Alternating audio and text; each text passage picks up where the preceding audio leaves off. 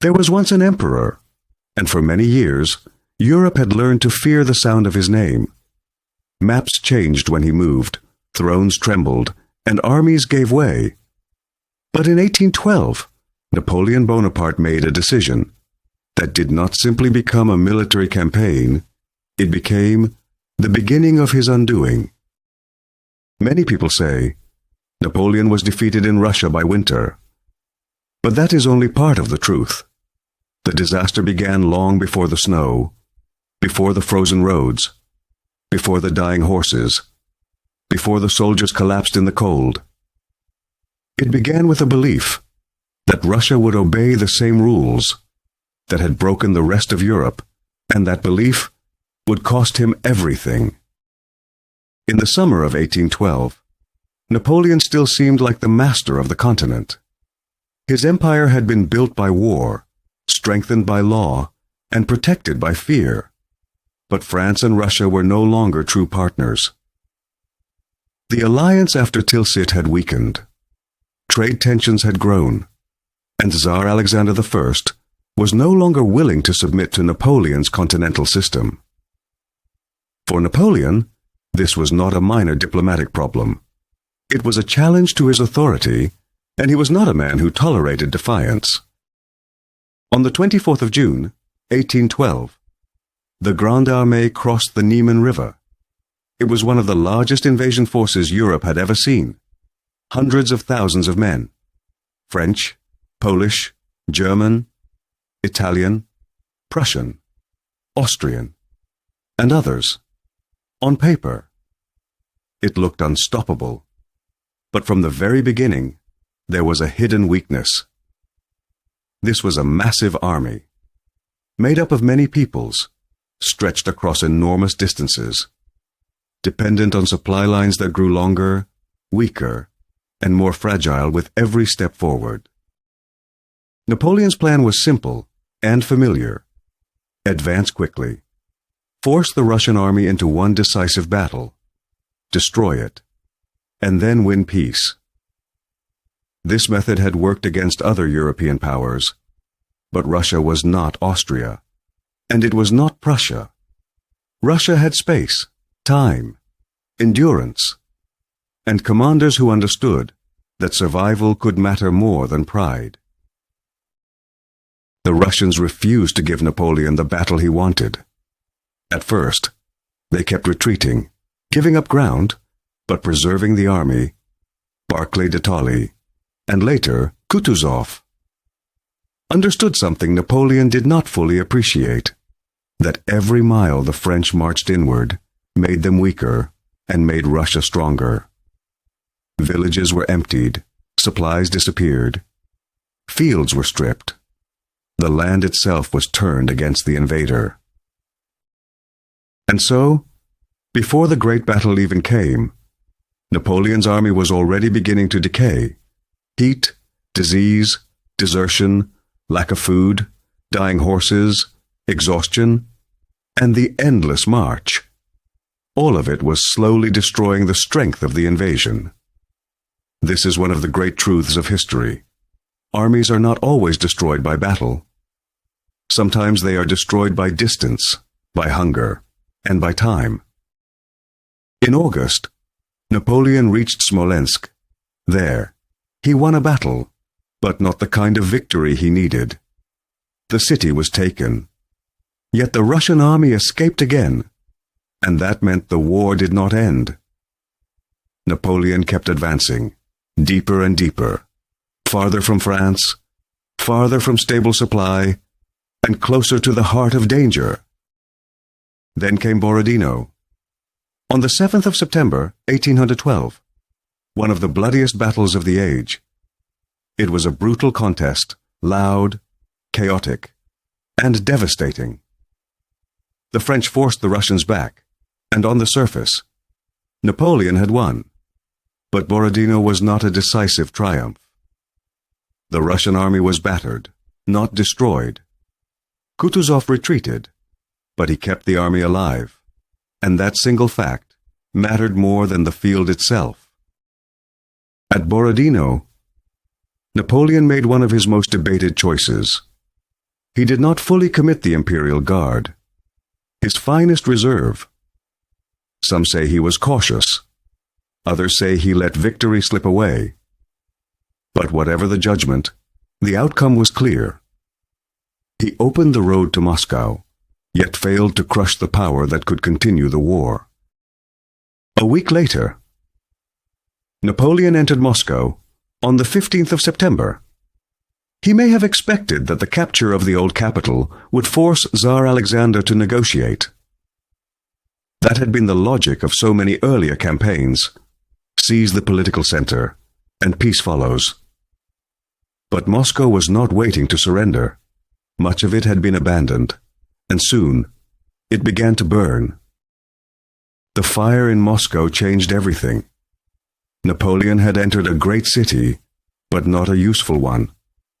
The flames consumed buildings, chaos spread, and the city could not sustain his army. Even worse, the political result he expected never came. Alexander did not ask for peace.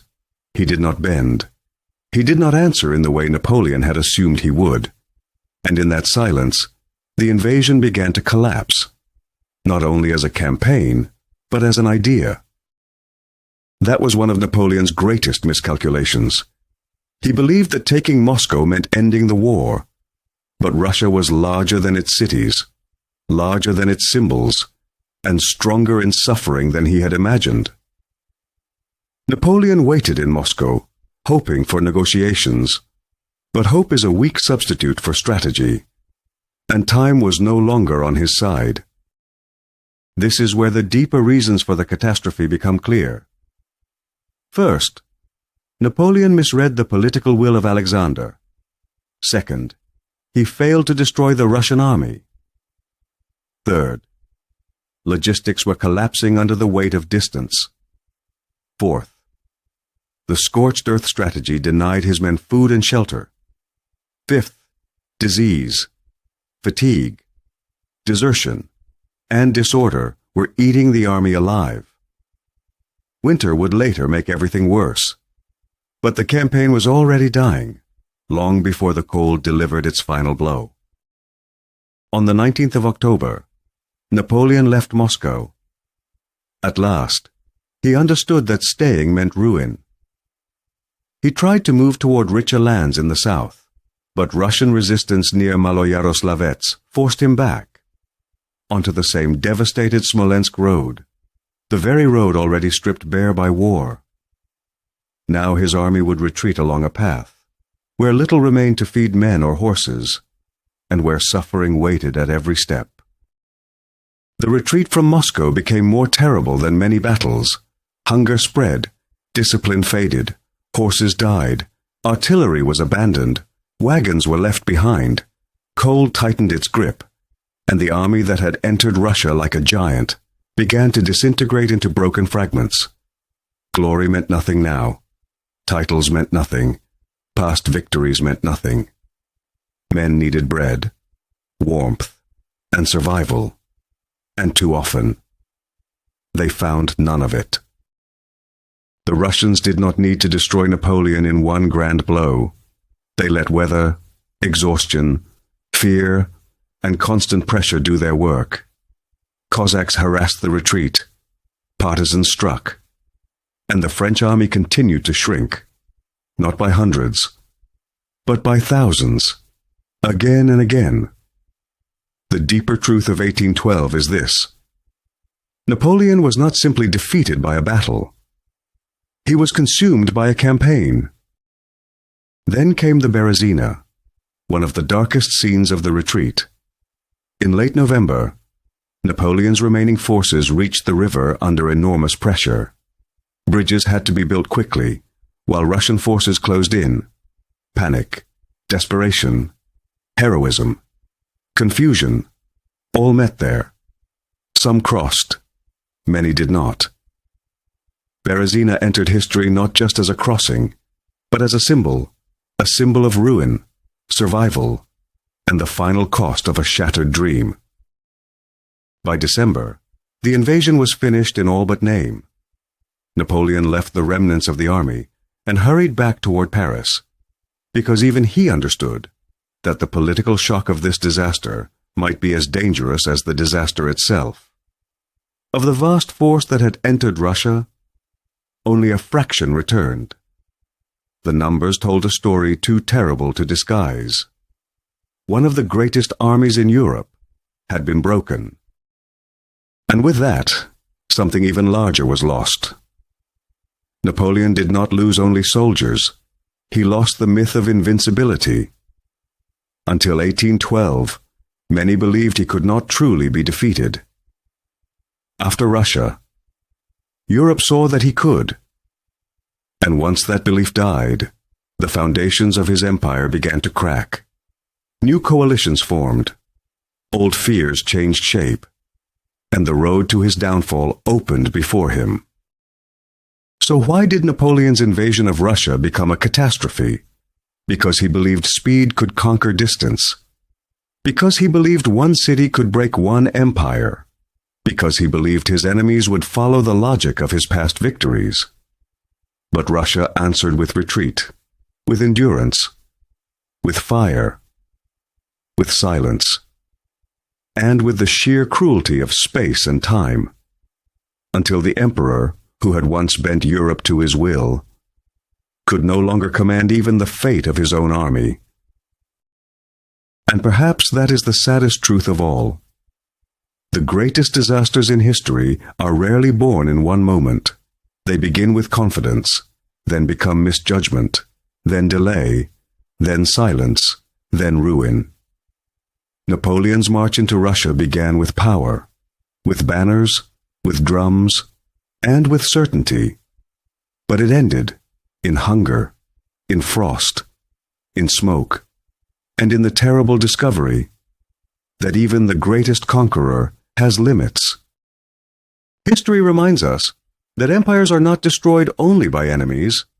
Sometimes they are destroyed by ambition that cannot measure itself, by pride that mistakes success for destiny, and by leaders who believe that what worked yesterday must also work forever. In Russia, in 1812, Napoleon did not merely meet an army. He met distance, endurance, and the moment when history finally refused to kneel.